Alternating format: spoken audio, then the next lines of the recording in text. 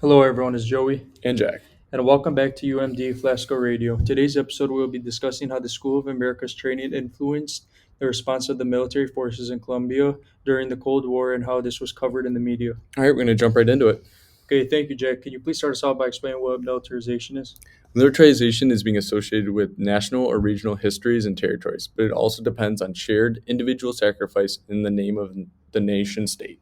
Militarization was most prevalent during the Cold War because of the conflict between the Soviet Union and the United States. And I'll let you, Jack, explain exactly what the Cold War was. All right, the Cold War was a conflict between the Soviet Union and the United States. This specific conflict created fear of communism in the United States.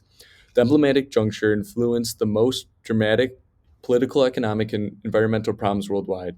Citizens were even taxed during the Cold War so the government could invest in military institutions.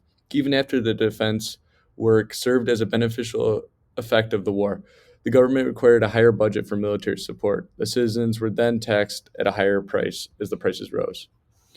The Cold War didn't only affect the Soviet Union and the United States, it also made the Colombians suffer as well.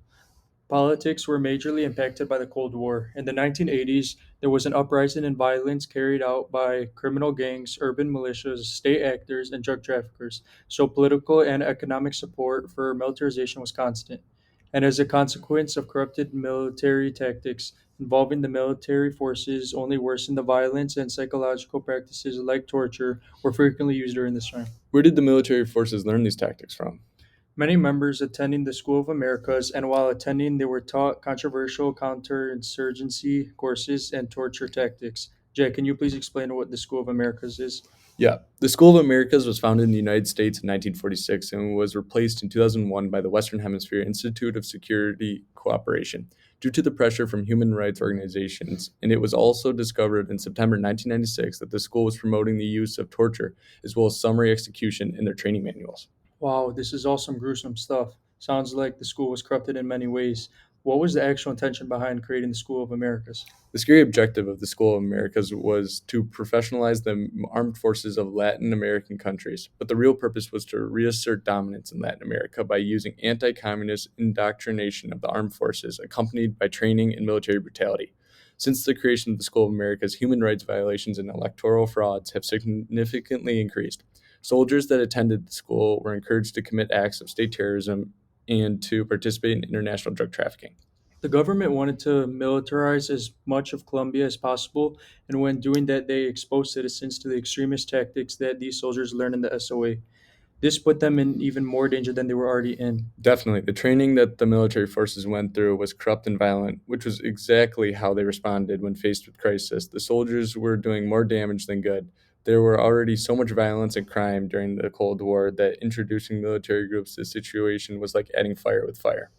I know that the media has been covering this case for years in the United States and Latin America. Were you aware of this? I was not aware of that. What are the overall opinions about these issues? Most of the media regarding the School of Americas found on the internet that between 2000 to 2021, focusing on exposing the various human rights violations that have occurred in Latin America because of the corrupt military training at the School of Americas. They also discussed the role that Colombia has, as they have sent the most soldiers to the institution and associate that with the recurring armed conflict, with creation of parliamentary groups and the repression of citizens by the public forces. What was the position taken by news outlets in the United States? In the United States, some news channels like ABC News have occasional reports on topics surrounding the School of Americas through public broadcasting services and newspaper articles. The media in the United States tends to be biased towards the U.S. government, despite the evidence exposing the government and their wrongdoings. What is Colombia's stance on the issues surrounding the case? Are they on the same page as the United States? It is an opposition against the School of Americas. They primarily highlight the aspects of the gruesome training tactics like torture, persecution, and human rights violations that have been recreated in Colombia.